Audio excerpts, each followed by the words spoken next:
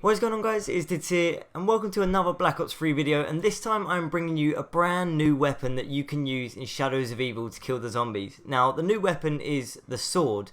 This can be upgraded into elemental sword. If you see at the end of the video there will be a link to the elemental sword video, but first of all, before you understand how to upgrade the elemental sword, you need to work out how to actually get the sword. So let's get straight into this. Okay, so whilst running in Pack-a-Punch, between the two stairs you'll probably realise there is like a little archway that is bricked up. Now, when you go into beast mode, there are a variation of symbols around the edge of this wall that act as a code in order to stop the wall from opening. Now, to open the wall you need to find 3 symbols around the map.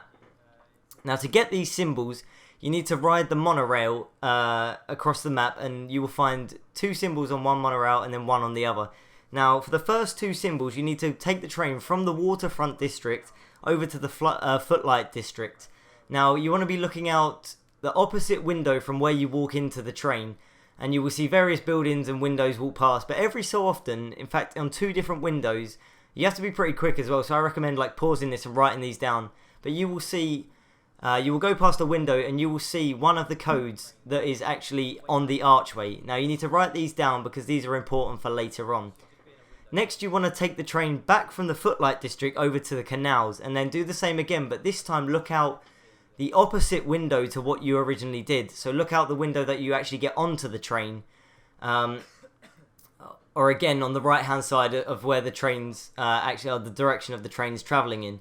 And again you will see a variation of buildings and windows and stuff like that, but there will be one window with another symbol in.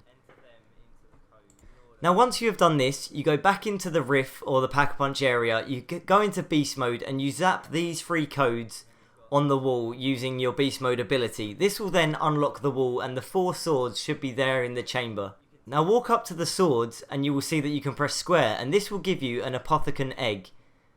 Okay, so you probably remember as you're running around the map you see 4 boxes in normal mode, and when you go into Beast Mode you can smash these 4 crates open to actually reveal a statue.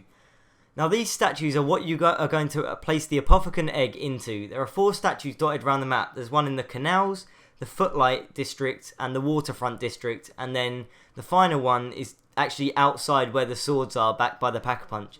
Okay, so the next step is very similar to filling the soul boxes on Origins. When you kill zombies in front of each 4 of these statues, there will be a light that goes into the statue, and this charges up the egg, and the more kills you get, the higher the egg charges.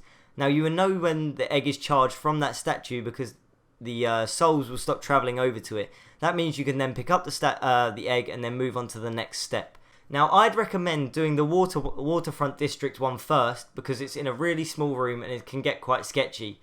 If you do this at a low enough round it should be pretty easy, but I always found this one the hardest, so I try and do that one first. Once you have done all 4, you'll be able to go back to the sword holder, place it in the sword, hold it at X or square again, and you will then be able to pick up your sword, which you can then use against the zombies. So there we go, guys, that is the new sword weapon for Shadows of Evil in Call of Duty Zombies. Hopefully you guys do enjoy using this as much as I do. When you use it, it does actually have to charge up, so the way you can charge this is by either killing zombies or just running around. If you kill zombies, the sword will charge up longer. You don't have to kill them with the sword, you can actually kill them with with normal guns. And you can only use the sword for a certain amount of time, so you will see on your ammo display how much charge the sword has got, and once you pull the sword out, if you put it away you can't pull it back out until it's fully charged. But there are 2 functions. You can either slam it into the ground and it will like shock the zombies, or you can actually just swing it with the sword, either using the melee button or R1 does. I think R1 does like more swiping or anything like that. But there we go, guys. Hopefully this tutorial has answered all of your questions about the new sword weapon.